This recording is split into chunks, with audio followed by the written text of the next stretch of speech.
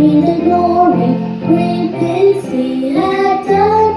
So lovely the one that He gave us His Son, who He His life at the atonement for sin, and opened the life gate that all may go in.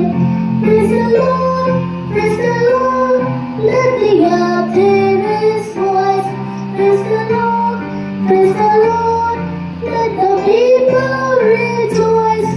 Oh, come to the Father through Jesus the Son, and give Him the glory, great things He had done. Perfect redemption, the purchase of blood, to every believer the promise of God. Guiltless offender who truly believes that moment from Jesus a pardon receives. Praise the Lord, praise the Lord, let the earth hear His voice. Praise the Lord, praise the Lord, let the people rejoice. Oh, come to the Father through Jesus the Son, and give Him the glory, great things He had done. He had taught us great things He had done, and great our rejoicing through Jesus the Son. But purer and higher and greater will be the wonder of transport where Jesus we see. Praise the Lord, praise the Lord, let the earth hear His voice. Praise the Lord, praise the Lord, let the people rejoice. Oh, come to the Father through Jesus the Son, and give Him the glory, great things He had done.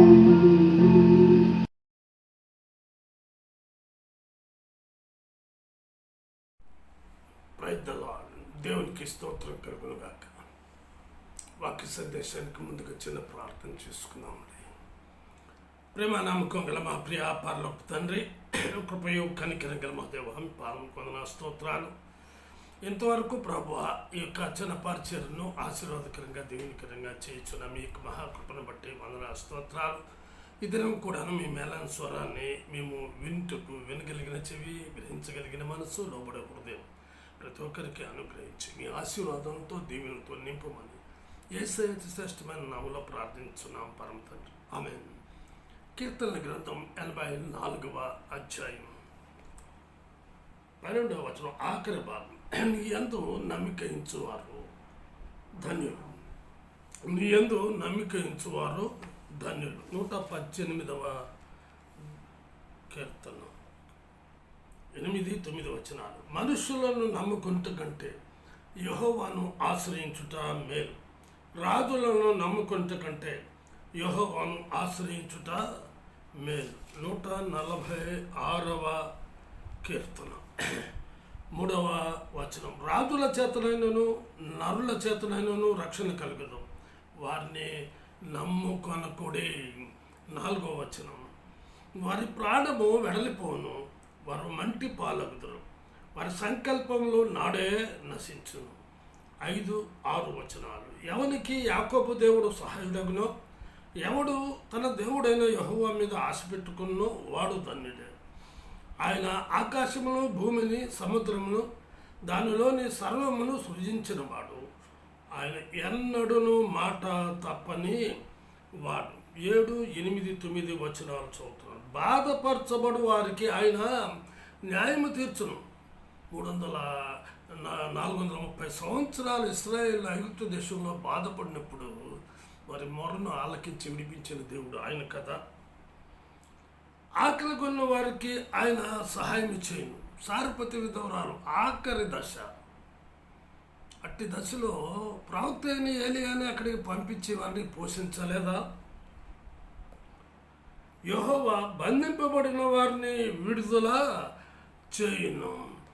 పౌలు శీలలు దేవుని పరిచర్య చేస్తూ ఉంటే వారిని బంధించి మరి చెరసాల్లో వేసి బొండకు మరి కాళ్ళకు చేతులకు మరి చైన్లు వేసి ఇనుప సంఖ్యలతో బంధించలేదా? బంధించినప్పుడు వారు రాత్రంతా పాటలు పాడుతుండగా మరి భూకంపం వచ్చినట్లుగా మరి వారి బంధకాలు నుండి విడిపింపబడినట్లుగా అక్కడ ఉన్నటువంటి మరి శతాధిపతి మరి రక్షణలోనికి నడిపించబడినాడు. ఆశ్చర్యం కదా. చూడండి, యెహోవా గుడ్డివారి కన్నులు తెలియజేయవాడు.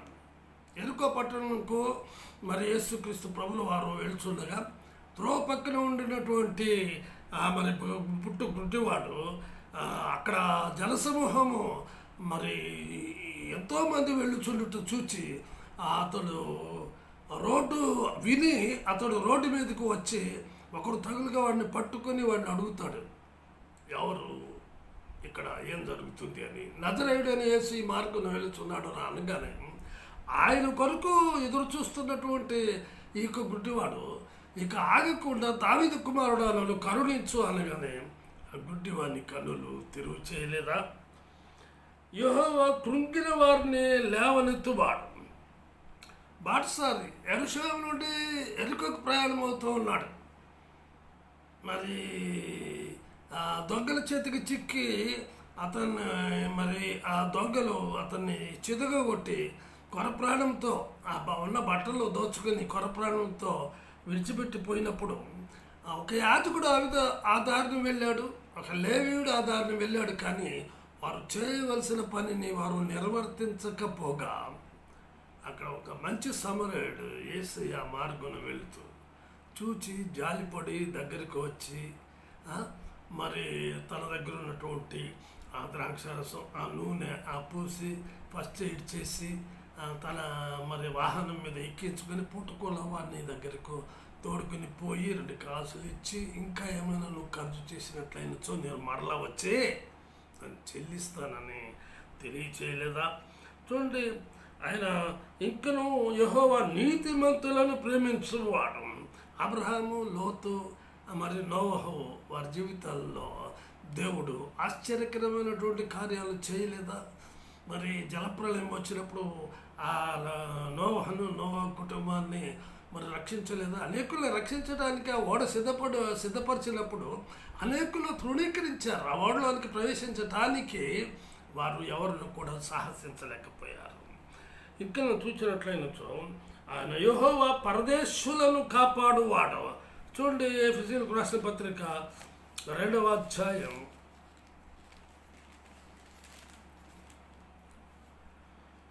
12వ వచనం 13వ వచనం. ఆ కాలమందు ఇశ్రాయేలుతో సహపౌరులు కాక పరదేశులను, వాగ్దాన నిబంధనలు లేని పరజనులను, నిరీక్షణ లేని వారును, లోకమందు దేవుడు లేని వారునై ఉండి క్రీస్తుకు దూరస్తులై ఉంటురని మీరు జ్ఞాపకం చేసుకోండి. అయినను మునుపు దూరస్తులైన మీరు ఇప్పుడు క్రీస్తు యేసునందు క్రీస్తు రక్తం వల్ల సమీపస్తులై ఉన్నారు. 19వ వచనం. కాబట్టి మీరికి మీద పరజనులను, పరదేశులనై ఉండక పరిశుద్ధులతో ఏకపట్టణస్తులను దేవుని ఇంటివారునై ఉన్నారు. ఇంకను గమనించినట్లయినచో 146వ కీర్తన 9వ వచనములో ఆఖరి భాగం, ఆయన తండ్రి లేని వారిని విధవరాండ్రను ఆదరించువాడు. విధవరాండ్రను ఎంతగా ఆదరించాడండి.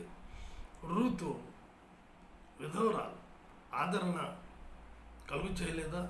నయోమి విధవరాలు, ఆమె అంటుంది, సర్వశక్తులను నన్ను నష్టపరిచాడు, నన్ను మరి నయోమి అనక మారా అనండి అని అంటాడు. కానీ సర్వశక్తుడు ఎందుకు బాధపరుస్తాడండి?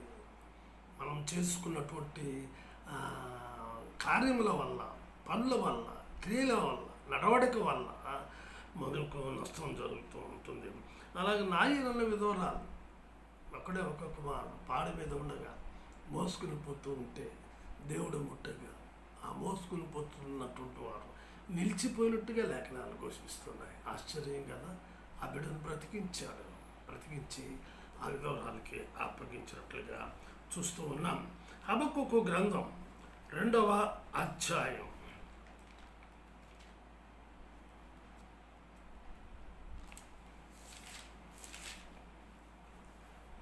4వ వచనం ఆఖరి భాగం. నీతిమంతుడు విశ్వాసమూలముగా బ్రతుకు. దేవుని యందు నమ్మిక ఉంచిన వారు నీతిమంతులు విశ్వాసం మూలముగా బ్రతుకుతారు. 1వ అధ్యాయం 5వ వచనం.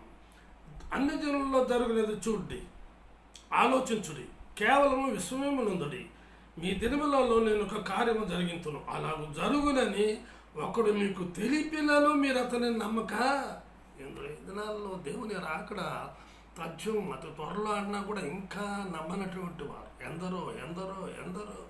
ప్రతి గ్రామాల్లో, ప్రతి పట్టణంలో, ప్రతి దేశంలో, ప్రతి రాష్ట్రంలో ఇంకను ఎరిగిన వారు, తెలుసుకున్న వారు, గ్రహించిన వారు. వాక్యం విస్తరించబడింది ప్రపంచ నలుమూలలో కూడా. అయినప్పటికీ దేవుని యందు నమ్మిక ఉంచు వారు ధన్యులు అని తెలుసుకునలేని అగమ్య గోచరములో ఉన్నారు. చూడండి 3వ వచనం. నన్నెందుకు దోషము చూడనిచ్చుచున్నావు? బాధని వేళ ఊరకే చూచున్నావు. ఎక్కడ చూచినను నాశనమును బలాత్కారమును అగుపడుతున్నవి, జగడమును కలహమును రేగుచున్నవి. మరి సంఘాల్లో మరి ఎక్కువ వింటే కదా, లోబడితే కదా, అనుసరిస్తే కదా, నడిస్తే కదా, ప్రవర్తిస్తే కదా తిరుగుబాటుతనం. నాకంతా తెలుసు అన్న విధానంలో ఎంతగా నష్టపరుచుకుంటున్నారంటే సంఘం విచ్ఛిన్నమైపోతూ ఉన్నది. తెలుసుకోలేకపోతున్నారు, గ్రహించలేకపోతున్నారు. వారి ఉద్దేశాలు ఏంటో, వారి తలంపులు ఏంటో, వారి ఆలోచనలు ఏంటో మరి అది దేవునికే అగోచరం. అలాగే ఉంటాయి. ఏదో స్వాధీనపరచుకోవాలని, ఆధీనపరచుకోవాలని, వారి స్వాధీనంలో ఉండాలని ఎన్నెన్నో ఏమేమో చేస్తూ ఉంటారు. విచ్ఛిన్నం అవుతుంటే పోయేవాళ్ళు పోలండి అని అనుకుంటారే కానీ సంఘాన్ని కాపాడుకోలేని దుష్ట పరిస్థితులలో జీవిస్తున్నారు. చూడండి, అందుకే మీకా గ్రంథంలో చాలా స్పష్టంగా వివరించబడి ఉంది. 7వ అధ్యాయం 2వ వచనం నుంచి 6వ వచనం వరకు చూస్తున్నాం. భక్తుడు దేశంలో లేకపోయిను. What a wonderful word. భక్తుడు ఉన్నాడంటారా దేశంలో? ఏమండి, జనులలో యథార్థపరుడు ఒకడును లేడు. యథార్థవంతులు ఉన్నారంటారా? చూడండి ఏమంటున్నారు, అందరూ ప్రాణహాని చేయుటకే పొంచి ఉండేవారు. ఎప్పుడు తరిమేద్దామా, ఎప్పుడు నరికేద్దామా, ఎప్పుడు ఇదే ఇదే ఇదే. చూడండి ఇంకా ఏమైనా రాయబడి ఉందో, ప్రతి మనుషుడు కిరాతుడై తన సహోదరుని కొరకు వలలను ఒగ్గును, 2 చేతులతో కీడు చేయి పునుకుందరు. అధిపతులు బహుమానము కోరుదురు, న్యాయాధిపతులు లంచం పుచ్చుకుందరు, గొప్పవారు తమ మోసపు కోరికను తెలియజేతురు. అలాగిన వారు ఏకపట్టుగా ఉండి దాన్ని ముగింతురు. వారిలో మంచివారు ముండ్ల చెట్టు వంటి వారు. ఏమంటున్నారండి? మంచివారు ముండ్ల చెట్టు వంటి వారు. వారిలో యథార్థవంతులు ముండ్ల కంచె కంటేను ముండ్లుగా ఉండదు. ఈ దినాలలో మేము ఎంత మంచివాళ్ళము, మేము ఎంత యథార్థపరులము అని తమను తాము పొగుడుకునే వారిని గురించి చాలా స్పష్టంగా మీకా ప్రవక్త ద్వారా దేవుడు వ్రాయించాడు. చూడండి, ఇంకా నీ కాపురుల దినము నువ్వు శిక్ష నుండి దినము వచ్చుచున్నది. ఇప్పుడే జనులు కలవరపడుచున్నారు. చూడండి 6వ వచనం. కుమారుడు తండ్రిని నిర్లక్ష్య పెట్టుచున్నాడు, కుమార్తె తల్లి మీదికిని, కోడలు అత్త మీదికిని లేచెదరు. ఎవరి ఇంటి వారు వారికే విరోధులగుదురు. చూడండి 5వ వచనం చూడండి. స్నేహితుని యందు నమ్మిక ఉంచవద్దు, ముఖ్య స్నేహితుని నమ్ముకునవద్దు. నీ కావుగిట్లో పండుకొని ఉన్న దాని పెదవుల ద్వారమునకు కాపు పెట్టుము. 7వ వచనం. అయినను యెహోవా కొరకు నేను ఎదురు చూచెదను, రక్షణకర్తకు నా దేవుని కొరకు నేను కనిపెట్టి ఉందును. నా దేవుడు నా ప్రార్థన ఆలకించను. ప్రజలా దేవుడు యథార్థవంతుల మొరను ఆలకించేటువంటి దేవుడు. చూడండి, అందుకే యేసయ్య సౌలునకు దర్శనమిచ్చి అపొస్తలుడైన పౌలుగా మార్చి అనేకులకు యేసయ్యను గురించిన వార్త నమ్మదగినదని రుజువుపరిచినాడు. అపొస్తలుల కార్యములు 26వ అధ్యాయం 16, 17, 18 వచనాలు చదువుతాయి. కలిపి ఉన్నాయి. నీవు నన్ను చూచి ఉన్న సంగతిని గురించి, నేను నీకు కనబడబో సంగతిని గురించి, నిన్ను పరిచారకునిగాను సాక్షినిగాను నియమించుటకై కనబడి ఉన్నాను. నీవు లేచి నీ పాదముల మోపి నిలువు. నేను ఈ ప్రజల వలనను అన్ని జనుల వలనను హాని కలుగకుండా నిన్ను కాపాడుదును.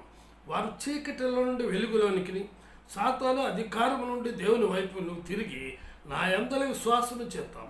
పాప క్షమాపణను పరిశుద్ధపరచబడిన వారిలో స్వాస్థ్యమును పొందినట్లు వారి కన్నులు తెరచుటకై నేను నిన్ను వారి యొద్దకు పంపిదనని చెప్పాను. కాబట్టి అగ్రిపరాజా, ఆకాశము నుండి కలిగిన ఆదర్శంకు నేను అవిధేయుడును కాక మొదట దమస్కులోని వారికి, యెరూషలేములోను యూదయ దేశమందంతటను తరువాత అన్ని జనులకును వారు మారు మనసు పొంది దేవుని తట్టు తిరిగి మారు మనసునకు తగిన క్రియలు చేయవలనని ప్రకటించుచుంటిని.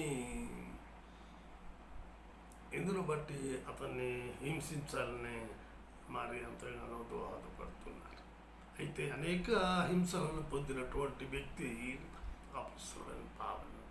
నమ్మకం అన్నది ప్రతి మానవునికి హెడ్ రీజియన్లోనే ఉంది. ఈ హెడ్ రీజియన్లోనే మరి మానవుడు నమ్మాలి. హెడ్, హార్ట్, ఇంటర్ కనెక్షన్, అవినవభావ సంబంధం. కనుక మరి ఈ బ్రెయిన్ ఒక ఆలోచన. కీర్తన చూడండి 14వ అధ్యాయం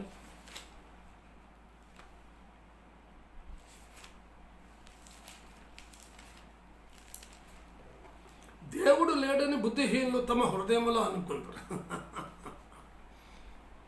వారు చెడిపోయిన వారు అసహ్య కార్యములు చేయుదురు. మేలు చేయువాడు ఒకడునో లేడు. వివేకం కలిగి దేవుణ్ణి వెదకు వారు కలరేమో అని యెహోవా ఆకాశం నుండి చూచి నరులను పరిశీలించెను. చూడండి, ఇదే మరి కీర్తన 19వ అధ్యాయం. ఆకాశంలో దేవుని మహిమను వివరించుచున్నది, అంతరిక్షం ఆయన చేతి పనిని ప్రచురపరచుచున్నది. పగటికి పగలు బోధ చేయుచున్నది, రాత్రికి రాత్రి జ్ఞానము తెలుపుచున్నది. వాటికి భాష లేదు, మాటలు లేవు, వాటి స్వరము వినబడదు. చూసారా? సృష్టి దేవుని కనపరుస్తూ ఉంది. సృష్టి దేవుణ్ణి నమ్ముతూ ఉంది. ఆయన కదా నన్ను సృష్టించింది, ఆయన కదా నన్ను కలుగజేసింది, ఆయన లేకుండా ఏది కలుగలేదు అన్నట్లుగా భాష లేదు, వాటికి మాటలు కూడా లేవు, వాటి స్వరం నీకు నాకు తెలియదు. అయినప్పటికీ అవి ఆయన్ను జ్ఞాపకము చేసుకుంటూ ఉన్నాయి. రెండవదిగా ఐస్, నమ్మకం అనేది ఒకటి బ్రెయిన్, రెండవది ఐస్, చూచుట ద్వారా నమ్మకం. అది కాదు 16వ అధ్యాయం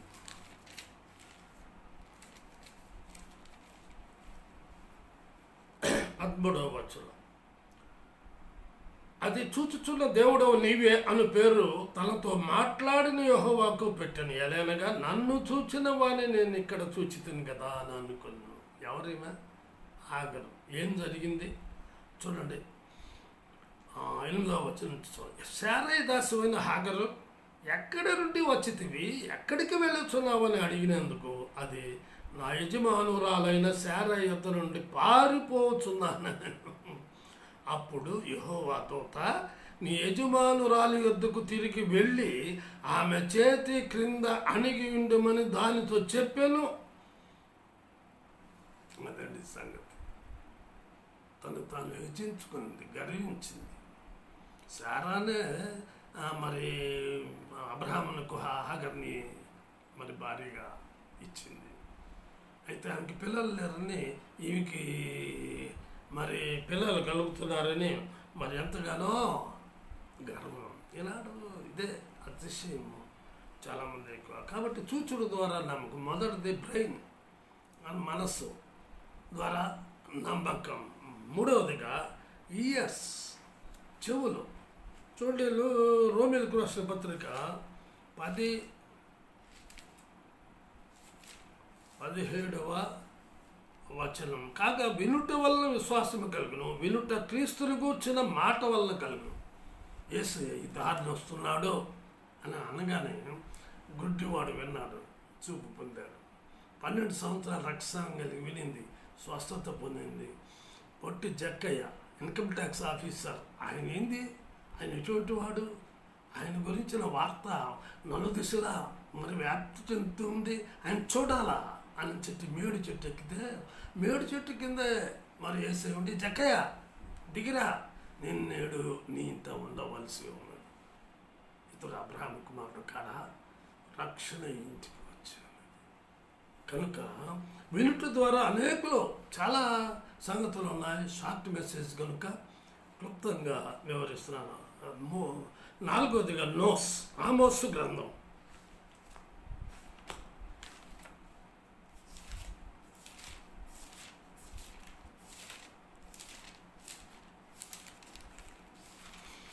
నాలుగవ అధ్యాయం 10వ వచనం.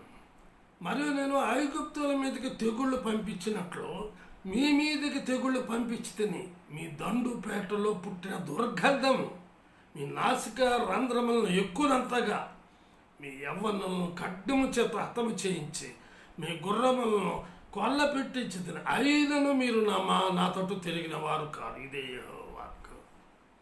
ఇది మాట విన్న ప్రజలు. నువ్వు మాట వింటున్నావా? ఒక దుర్గంధం, వాసన దేవుడు సెలవిచ్చారు, భయంకరమైనటువంటి. కనుక ముక్కు ద్వారా కూడా, ఆ వాసన ద్వారా మరి నమ్మకం. 5వదిగా ఆ టంగ్. కీర్తన 34:8. రుచి చూచి ఎరిగితే, దావీదు మరి పాడినటువంటి పాట. కనుక నీ యందు నమ్మిక ఉంచువారు ధన్యులు. నా ప్రియమైన వాళ్ళ, నువ్వు నమ్ముకున్నావా ఆ ప్రభు అయిన యేసుక్రీస్తుని? ఉచితమైన రక్షణ, డబ్బు పెట్టి కొనాల్సిన అవసరం లేదు. మరి నువ్వు నమ్మకపోతే నిత్య నరకమే. ఏది కావాలో కొరకు, పరలోకం కావాలంటే ఆయన నమ్ముకోవాలి, ఆయన విశ్వసించాలి. నీ స్వకీయ రక్షకునిగా ఆయన అంగీకరిస్తే చాలు. నువ్వు ఉన్న చోటులో, ఉన్న పాటున ఆ ప్రభు అయిన యేసుక్రీస్తుని స్వకీయ రక్షకుని ఆహ్వానిస్తే ఆయన నీలోనికి వస్తాడు.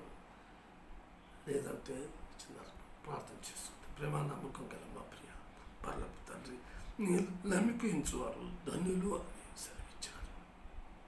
వాక్యాన్ని నీరు కట్టి ఫలింపచేయమని యేసు శ్రేష్టమైన ప్రార్థిస్తున్నాం పరమ తండ్రి. ఆమె తిరిగి వచ్చేవారు కలుసుకుందామండి. అంతవరకు సెలవు. దేవుడు మిమ్మల్ని దీవించును.